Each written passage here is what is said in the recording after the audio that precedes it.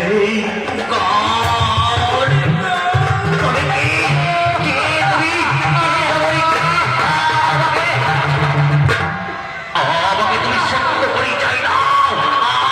আমি তাহলে তোমাকে তোমার এই সন্তানকে আমি গ্রহণ করতে পারবো না। তোমার কেমন যেন মনে হচ্ছে চিরচির লাগছে। হে ভগবান,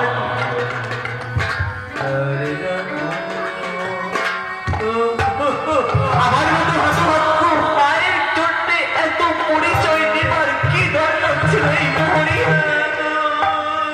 তবে শোনো,